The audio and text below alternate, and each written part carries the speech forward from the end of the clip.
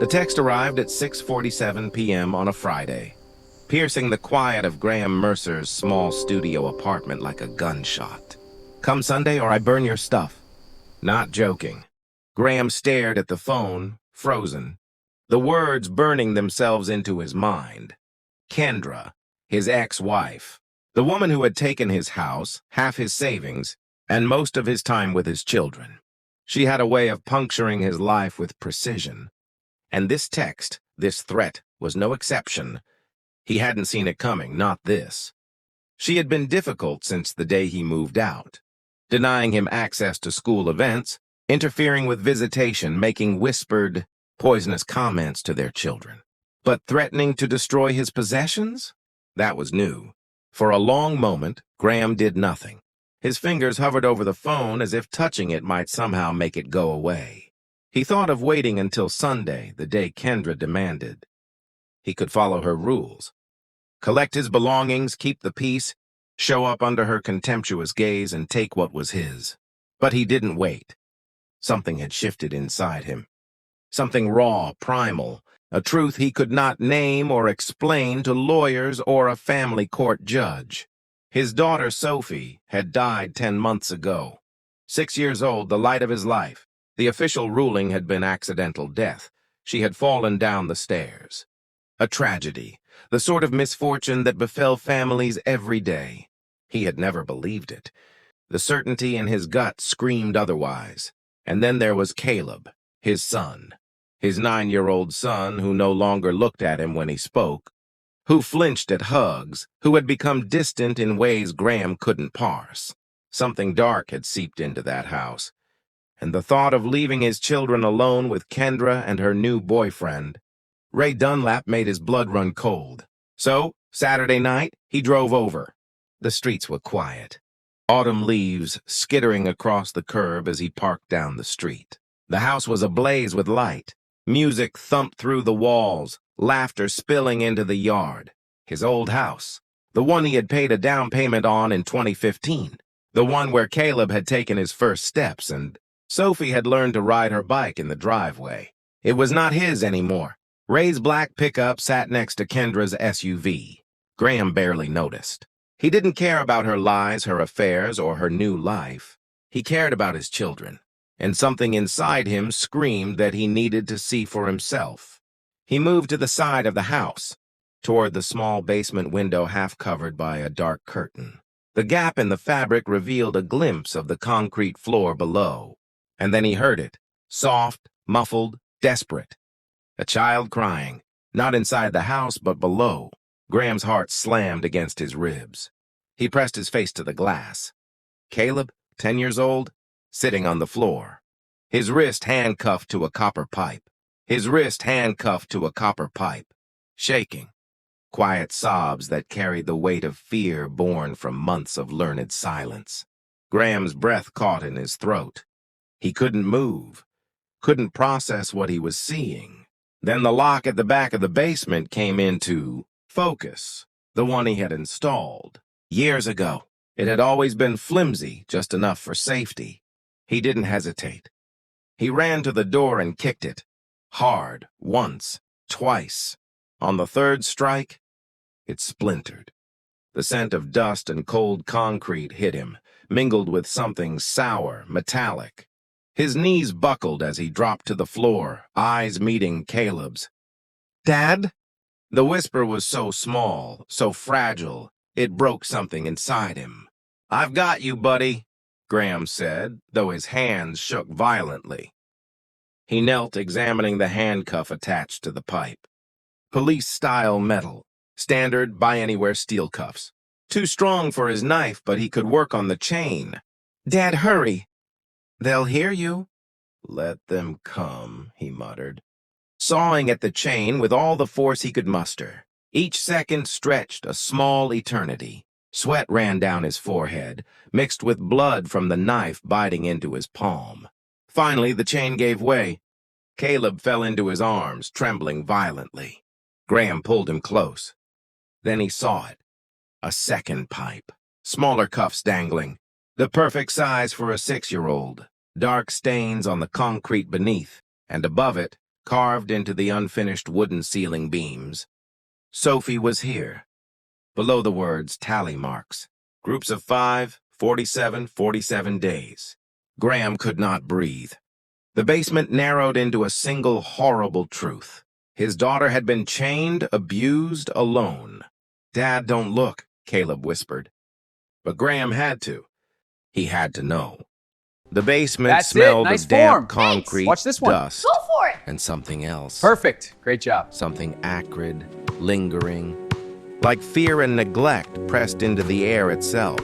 Graham's lungs burned as he knelt beside his son, Caleb, whose small body trembled violently against his chest. He couldn't believe what he was seeing. That a child he loved, the same child he had held in his arms when he took his first steps, the same child who once looked up at him with trust and joy, could be restrained like some animal in a concrete cage. Caleb's wrist was raw where the handcuff had dug into the skin, the chain slack, but still a cruel reminder of months of confinement. Graham's pocket knife scraped uselessly against the metal links. He had underestimated how strong the chain was, how cold the steel felt against his sweating palms. Blood began to mingle with the sweat, streaking the sides of his fingers as he worked. "I'm trying, Dad," Caleb whispered, voice breaking. "I'm trying not to cry too loud." "I know, buddy," Graham said, forcing his voice calm, though the world had narrowed to this basement. "This chain, this trembling boy. I've got you. You're safe now. I'm here." He looked around and froze. That second pipe, 3 feet away, the smaller cuffs attached like they had been waiting for Sophie. His stomach roiled as his eyes fell on the dark stains below. Not fresh, but unmistakably there. Evidence of her pain, evidence of what had been done to the child he had buried 10 months ago. And then he saw the ceiling. The beam above the smaller cuffs was scratched, letters uneven, small. Sophie was here. Below the name, the tally marks. 47 groups of 5. 47 days. 47 days of torment. 47 days of his little girl screaming in vain for the father, who wasn't there. Graham's chest tightened so hard he thought he might suffocate. His mind spun, unable to reconcile what he was seeing with what the world had told him. The police, the doctors, Kendra, everyone had said it was an accident. But here, carved into the wood and marked in sweat, blood and fear, the truth screamed. "Dad," Caleb whispered, tugging at his sleeve. "Don't look up." But Graham had to look. He needed to understand. He needed to know what his daughter had suffered while he had been trapped in disbelief, while he had been fighting visitation schedules and lawyers instead of saving her. Caleb leaned into him, trembling. They said she was bad. She cried too much. They tied her up like me. And then, his voice broke entirely and tears ran freely down his small cheeks. She stopped crying, and they didn't stop. They kept hitting her. They said it was her fault. Graham felt something inside snap, a raw, feral force that had been building for months. He wanted to scream, to kill, to destroy everything in this house, in this world that had done this to his children. He had never been so aware of the fragility of life, the cruelty humans could visit on those who could not defend themselves. Footsteps creaked upstairs. "Graham?" Kendra's voice called down, smooth, practiced, like she was reading from a script. "What are you doing here?" Graham froze for a fraction of a second, calculating. Then he looked up. There she was, standing at the top of the basement steps. Tall, composed, her face still beautiful in that cold, precise way he had always hated. Behind her, Ray Dunlap, bulky and menacing, his arms crossed. The smirk of a man used to getting his way filled the doorway. They had seen Caleb, the broken chain, the evidence of abuse. Kendra's eyes widened, just for a moment, and then she put the mask back on. "Graham," she said evenly, "this isn't what it looks like. He's a troubled child. He needs discipline. And Sophie? Well, accidents happen. She was always clumsy." Graham laughed. It was an ugly, hollow sound that startled even him. "Accidents? 47 days of this. My daughter? You tortured her? You killed her?" Ray stepped forward, voice low and threatening. "Maybe you should leave before this gets ugly." "You touch me," Graham said quietly, dangerously. "And I swear I will end you both right here." "I mean it." Something in his tone, a blend of grief and fury that made no sense in human measure, froze them. Graham scooped Caleb into his arms and moved toward the basement door. He could hear Kendra calling after him, her voice slick and calm. "You're trespassing. You're interfering with custody. If you take him, I'll call the police." Graham didn't respond. He didn't need to. Caleb clung to him, trembling, exhausted. The truth was clear. Kendra's lies, her manipulations, the system's failure for 10 months, all of it culminated here. In the basement, with the chains and the tally marks, and the child who had been forced to repeat the lie that Sophie had fallen. They reached the stairs. Kendra stepped forward, hand trembling slightly, as though she wanted to regain control but knew it was gone. Ray stayed in the doorway, massive and menacing, but he did not move. Graham's voice was calm now, but beneath it raged every emotion he had ever felt. Grief, guilt, fury, and something darker. "Let him go," he said simply, moving toward the door. "He doesn't belong here anymore."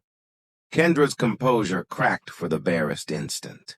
Her eyes flicked to the ceiling, the tally marks, the name. And Graham saw it, fear. Just for a moment. Then the mask slid back in place. "You won't be believed," she said. "He's troubled. He makes things up.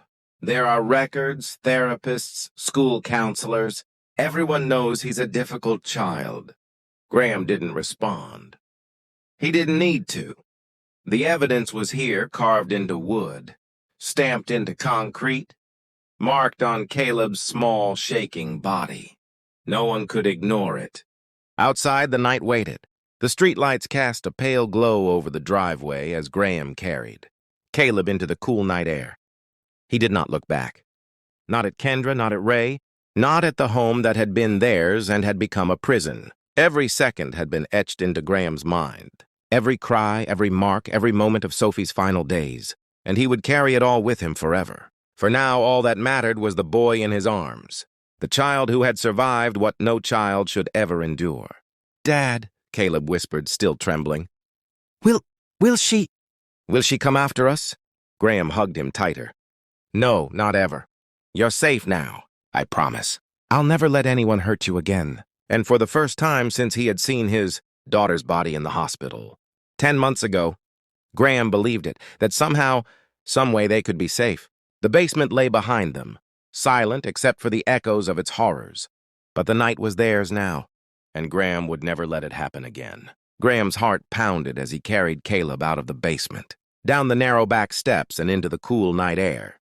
Every sound, the distant music, the rustle of leaves, the low hum of traffic on the streets felt amplified. Each step was heavy, each breath sharp. Caleb clung to him as if letting go could undo the safety Graham had only just restored. The moment they reached the driveway, Graham paused. Kendra and Ray were still at the top of the basement stairs. For a moment, he swore he saw Kendra's eyes narrow, a calculating expression hiding behind the veil of calm she always wore. Ray's bulk shifted, a silent threat of violence, but neither moved. Graham didn't care. The protective fury inside him roared louder than any fear. "Dad, what if they call the police?" Caleb whispered, trembling against his chest. Graham shook his head. "They'll see the truth. They'll see everything. We just have to get out of here first. He set Caleb down long enough to retrieve the boy's jacket from the porch, tucking it around him. Caleb's arms hugged his torso, body shivering with exhaustion, fear, and adrenaline. Every movement, every glance toward the house reminded Graham of what Sophie had endured, of the countless days and nights she had cried in that basement. He felt the guilt gnaw at him again. The 10 months he had spent believing a lie, thinking she had fallen, that the medical examiner had been right, that Kendra had been truthful. Sliding into the driver's seat of his truck, Caleb buckled in beside him, still quivering. Graham's hands gripped the steering wheel like it was a lifeline, knuckles white. He started the engine, the vibration of the vehicle grounding him in the moment. He took a deep breath and dialed 911. 911, what's your emergency? Graham swallowed hard, voice tight, low. This is Graham Mercer. I need the police at 1247 Maple Lane. My son, my children, my daughter, she's dead, and they've been keeping my son chained in the basement. My ex-wife and her boyfriend, please hurry. The dispatcher's voice was calm, professional, but there was an edge of urgency now. Sir, can you get to a safe location? I'm in my truck. Across the street. My son's with me. They've been abusing him for months. She killed my daughter. You need to get officers here now. The line went silent for a moment. Just the sound of Caleb's quiet whimpers and Graham's ragged breathing. Then, units are en route. Stay on the line. Help is coming. The minutes stretched like hours. Graham held Caleb close, rubbing his back, whispering reassurances he barely felt himself. His mind replayed the basement, the tally marks, the scratches on the ceiling, Sophie's name, the second set of cuffs, Caleb's small voice telling him what had happened. Every detail was etched into his memory, vivid and raw.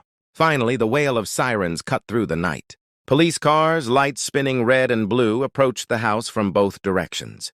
Graham's stomach twisted. A mix of relief and tension so sharp it made him nauseous. Officers arrived, moving quickly. A team of 4 ran up the steps toward the house. Graham stayed in the truck with Caleb, holding him as he trembled against his shoulder. He could see Kendra at the door, her composure now cracking, a flicker of panic in her eyes. Ray stood beside her, arms crossed, sizing up the police. Detective Marcus Hargrove arrived shortly after the first responders, older, weary, but with eyes that had seen more cruelty than most could imagine. He approached the truck, nodding at Graham. Mr. Mercer? He said, voice calm but commanding. We need to speak with you, sir. Graham nodded, keeping Caleb pressed against him. I'm not leaving him. You don't have to, Hargrove said. We've got this under control. Can you tell me what happened? Graham recounted it, every word careful, deliberate, though his voice quivered.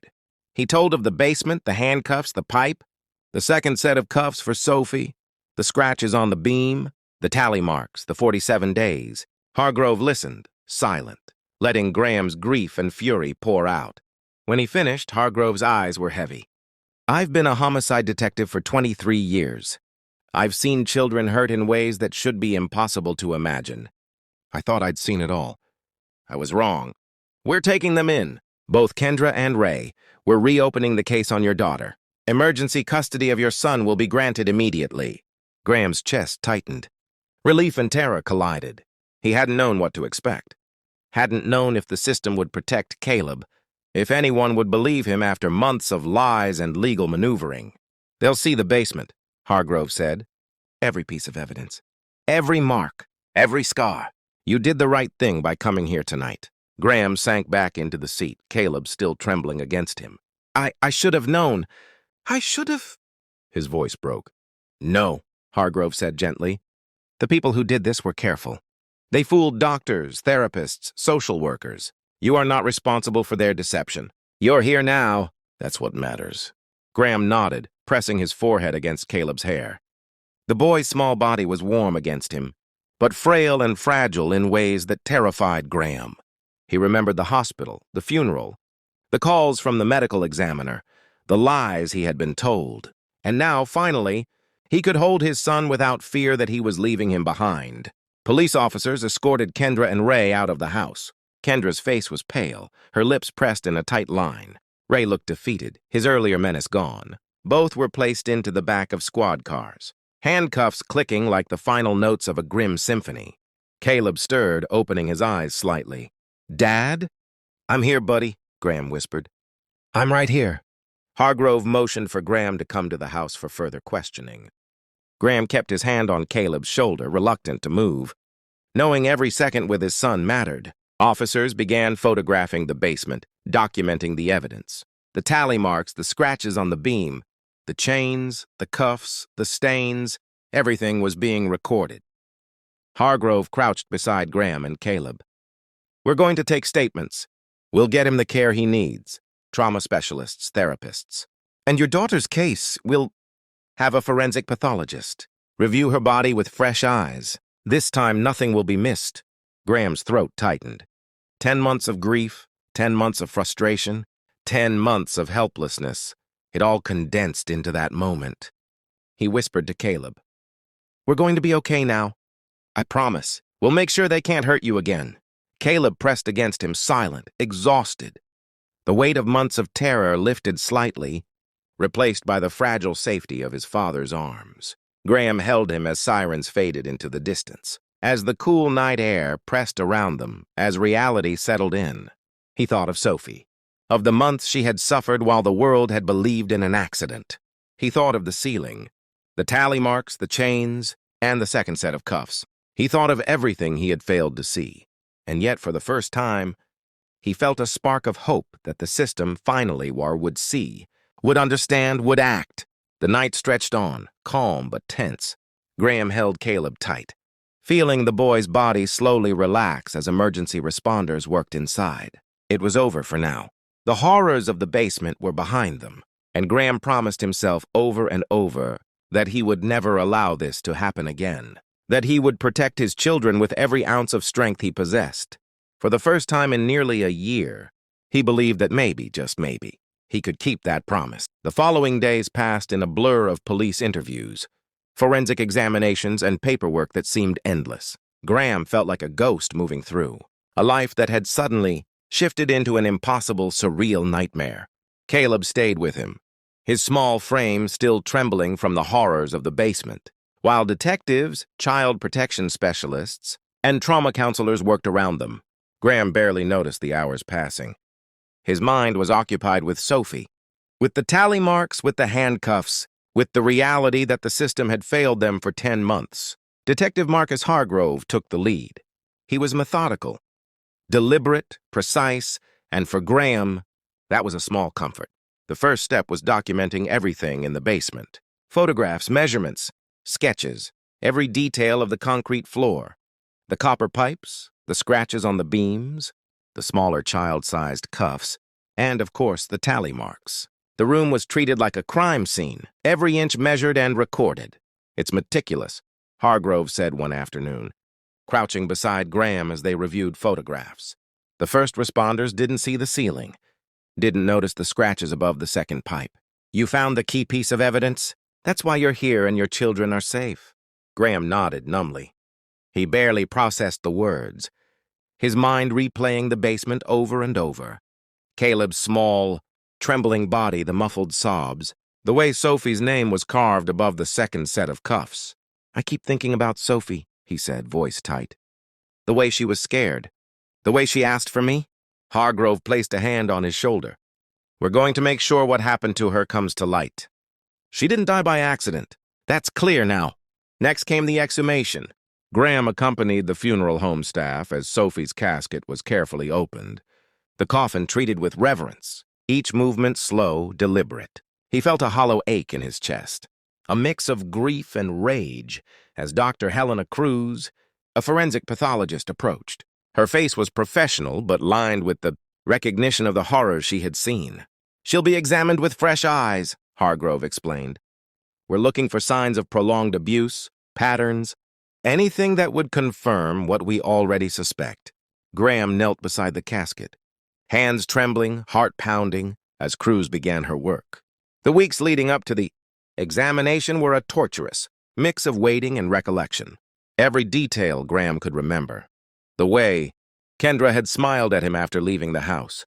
The way Caleb had been silent at the hospital. The way Sophie's small body had, seemed fragile yet vibrant in his memory, was replayed in endless loops in his mind. When Cruz delivered her findings, Graham was unprepared for the scope of what she revealed. Multiple healed fractures on Sophie's arms and ribs, injuries at different stages of healing, consistent with restraint and prolonged abuse, bruises that had faded into her skin over time, signs of malnutrition despite the house having a full refrigerator, and the final injuries that killed her, not a fall, not a stumble, but the result of a deliberate, sustained beating causing internal bleeding. Graham's stomach turned. His chest tightened. He could barely breathe. The world, so carefully constructed around legal arguments, visitation schedules, and a supposed accident, collapsed into a singular truth. Sophie had been tortured, and no one had intervened. Hargrove placed a hand on his shoulder again.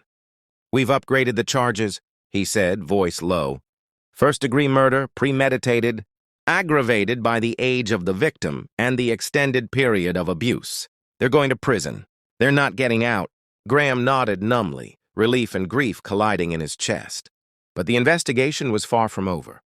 The next step was interviewing Caleb carefully over weeks, to reconstruct the timeline of abuse, to document patterns, and to gather the truth in his words, not just in the physical evidence. Caleb spoke in fragments at first, hesitant, terrified. But slowly, with the reassurance of trained child specialists and his father by his side, he began to recount what had happened. He spoke of the first time Kendra had put him in the basement, a punishment for something small, something insignificant that only a 9-year-old could do. He spoke of the handcuffs, the chains, the darkness, the fear. He described Ray, bigger, stronger, crueler, who seemed to enjoy the terror he inflicted. He spoke of Sophie, small and fragile, crying every night, calling for her father, whispering that Graham would find them. And then he described the night she died. December 13th, 2023.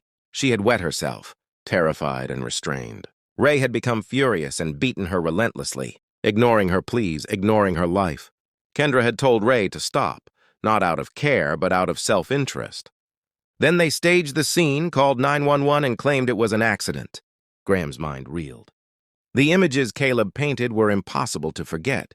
Sophie's small hands trying to scrape against the chains, her eyes pleading, her voice calling his name in vain. The weight of 10 months of ignorance pressed down on him, and for the first time, he allowed himself to imagine the horror of her final moments. Each detail Caleb provided was meticulously documented, corroborated with the physical evidence from the basement, the ceiling marks, the tallying of days, and the forensic findings from Dr. Cruz.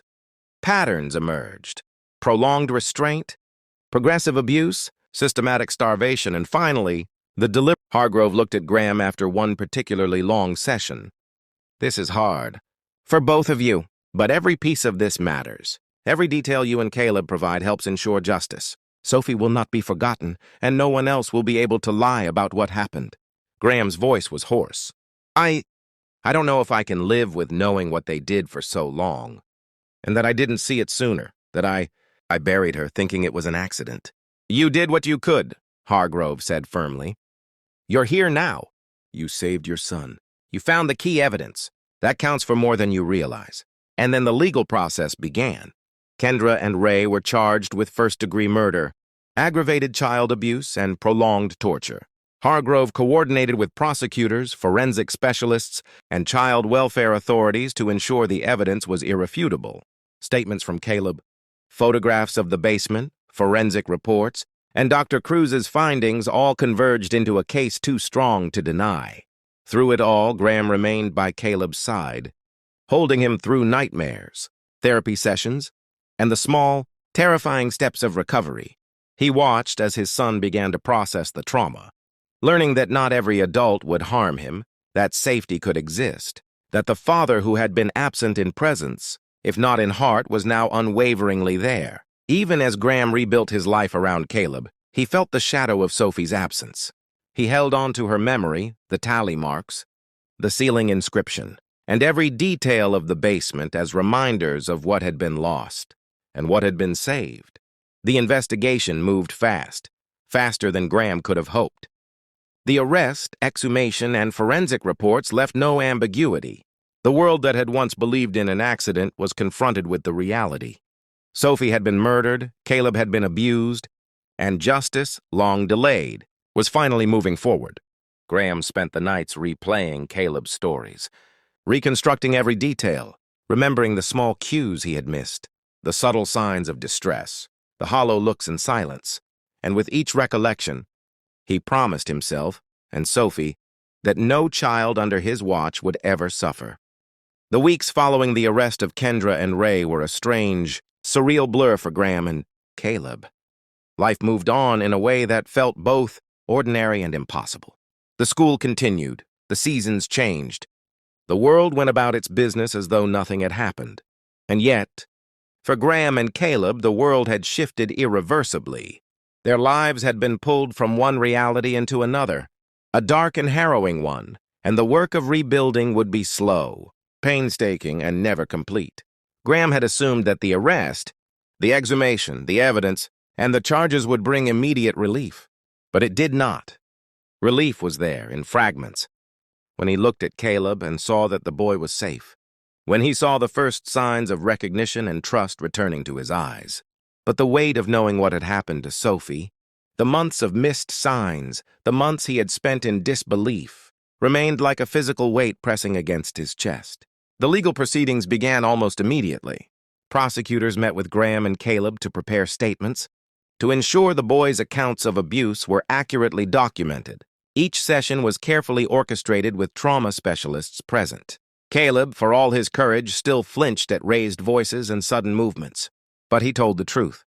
In fragments at first, then in fuller accounts as he gained confidence in the safety around him. Remember, one specialist had told him, "Your father is here. We are here. You are safe now. Everything you say helps other people understand what happened." And so Caleb spoke. He told the story of the basement.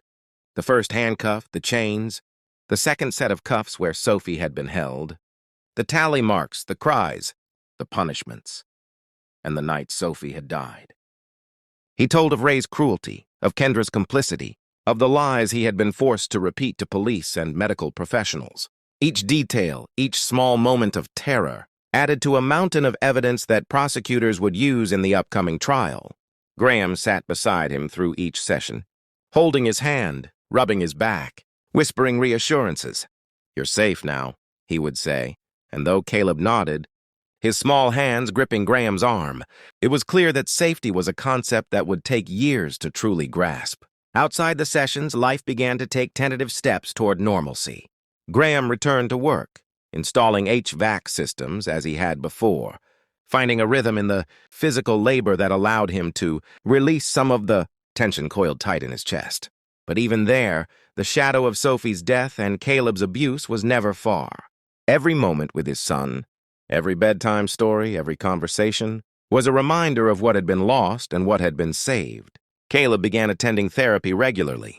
His counselor helped him process the trauma in ways he could manage, drawing, writing, and slowly speaking about the abuse. Some days were better than others. Some nights he would wake in the middle of the night, trembling, whispering Sophie's name, convinced she was still in danger. Graham would hold him, rocking gently, whispering, "She's safe now. We're safe. Nothing will ever hurt us again." Even as Caleb began to find a fragile sense of security, Graham struggled with guilt. He replayed every moment from the past 10 months. The hospital room, the funeral, the legal battles over visitation, the way Caleb had withdrawn. He berated himself for not seeing the signs sooner, for being absent when Sophie had called out for him. Hargrove's reassurances were comforting, but they could not erase the feeling that he had failed. Hargrove himself remained a steady presence. "You saved your son," he told Graham one evening, after a long day of interviews and evidence gathering. "You found the basement, you freed him, you provided us with the proof we needed. That counts for everything. You didn't fail, not truly. You acted when it mattered most." The trial loomed. Kendra and Ray, now in custody, faced a mountain of irrefutable evidence. Photographs of the basement, detailed forensic reports, Caleb's testimony, Dr. Cruz's autopsy findings, and Graham's own account of the night he discovered. The truth formed an overwhelming case. The prosecutors were meticulous. and Graham attended every pre-trial meeting, sometimes sitting in the courtroom, sometimes waiting outside with Caleb. The courtroom itself was a strange, oppressive place. Graham found himself consumed with both anger and grief.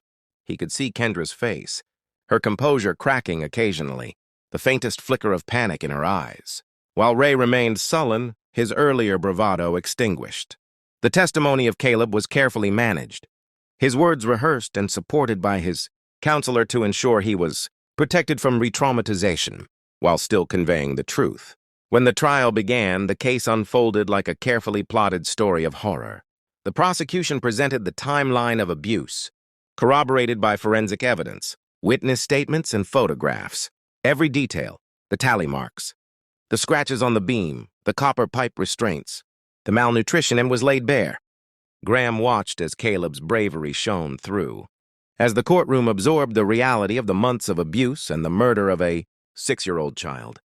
The defense tried to cast doubt, painting Caleb as a troubled child, suggesting misinterpretation of evidence, attempting to frame Sophie's death as an accident. But the mountain of proof, the coherence of the evidence, and the clarity of Graham and Caleb's accounts left no room for ambiguity.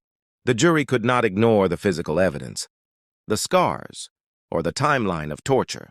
And then came the verdict: first-degree murder, aggravated child abuse, premeditation. The courtroom was silent, the weight of the words pressing down. Kendra and Ray would spend the rest of their lives in prison. Justice, long delayed, had finally been delivered. Graham felt a complex tangle of relief and grief. Sophie's murderers would never harm another child. Caleb was safe, but the absence of Sophie remained a constant ache, a wound that would never fully heal. He held Caleb close as they left the courthouse, feeling the boy's small body relax slightly in his arms. Life slowly settled into a new rhythm. Graham and Caleb moved into a new home, carefully chosen for safety and comfort. Caleb began attending school regularly again, building friendships cautiously, learning to trust the world outside the shadow of the basement. Graham focused on rebuilding a sense of security, creating routines, bedtime rituals, and moments of normalcy that Caleb had been denied for too long. Despite the progress, the memory of Sophie lingered. Graham set up a small corner in the new home, a memorial with photos, drawings, and small mementos of his daughter. Caleb would sometimes place a flower there, sometimes a drawing, and sometimes he would sit quietly, remembering. They spoke of her often, openly, acknowledging the loss instead of suppressing it. Graham's own healing was slower, tangled with guilt and grief. He spoke to counselors, joined support groups for bereaved parents, and slowly, over time, learned to channel his anger and sorrow into protective love for Caleb and advocacy for children in similar situations. He became involved in child welfare initiatives, speaking about recognizing signs of abuse, advocating for systemic reforms, and offering guidance to parents navigating legal and social systems. Every night when Caleb was asleep, Graham would sometimes sit in silence, thinking of Sophie, thinking of the basement, thinking of the months of deception that had nearly destroyed them. He would whisper to the quiet air, promising that no child under his watch would ever suffer again, that Sophie's death would not be forgotten, that Caleb's life would be lived fully and safely. Through the darkest months, through grief and rage, fear and helplessness, they had emerged into a fragile light. It was not a return to normalcy. It could never be that, but it was survival. It was love and safety, carved from the ruins of horror and deception. It was a promise kept, a vigil maintained.